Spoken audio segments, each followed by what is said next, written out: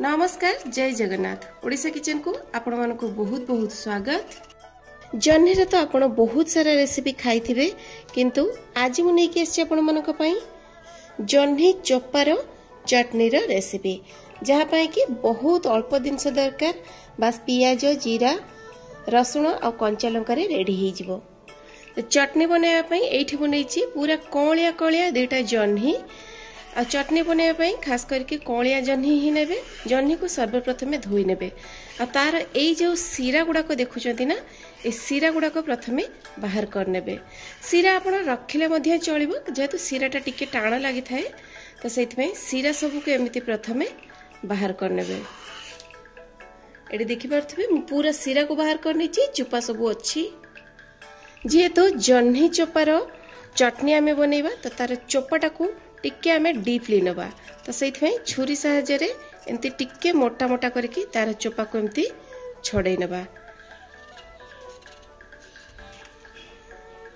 एई भलिया देखि परथबे तो एठी जन्नी चोपा गुडी को मु सब एंती रेडी कर नै छी।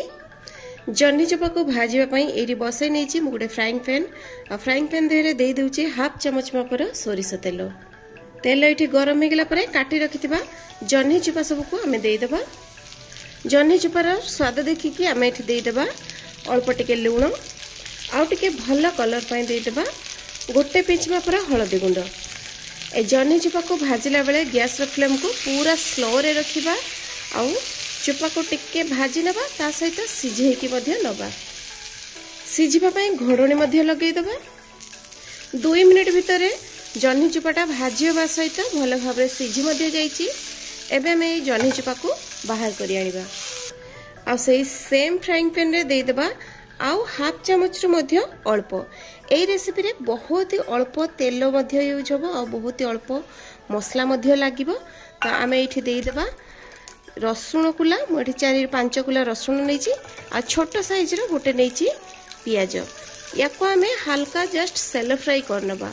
पियाज रसुण रो कंचा स्मेल जहाँ को पसंद न थाए ताकू एमते टिके हल्का सेलो फ्राई करि परिबे नहले डायरेक्ट मध्य ताकू चटनी रे यूज करि परिबे।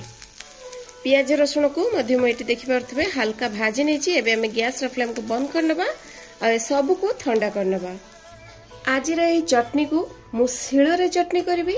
आपन को पाखरे जदी शिळ पुआ नाही ताहले आपण ग्राइंडिंग जार रे मध्य ग्राइंड करि परिबे किंतु शिळ रे चटनी करिया फल रे कोन हो ना चटनी रो टेस्ट बहुत बढ़िया आस्ते।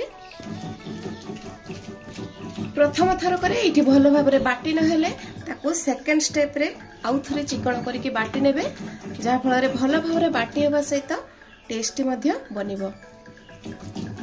एडी देखि परथबे सब जन्नी चोपार चटनी को भलो भाव रे एठी पूरा बाटी नेछि पूरा चिकन करके बाटी नेछि। एबे हम याको एमती गुछई नबा आ बाटी सारला परे ता धरे देई जबा किछि कंचा सोरिष तेल। कंचा सोरिष तेल दवा फल रे कोन हो ना चटनी रो टेस्ट बहुत बढ़िया आसीबो आ याको आपण गरम गरम भात सहित खाइबे देखिबे बहुत ही टेस्टी लागिबो। पखाळ सहित मध्य खाइ परिबे। चटनी हमरो खाइबा पई पूरा पूरी भाव रे रेडी। तो एई भली प्रोसेस रे जन्नी चोपा को आपण न फिंगी की स्वादिष्ट जन्नी चोपार चटनी घरे तयारी करंतु खांतु आ खाई कि मते कमेंट बॉक्स रे जणांतु आजिर चटनी टी आपण मानको केमती लागिला। तो दर्शक बंधु पुणी देखा हबो आ गुटे नुवा वीडियो रे आ गुटे नुवा रेसिपी सहित। से पर्यंत रहउची नमस्कार जय जगन्नाथ।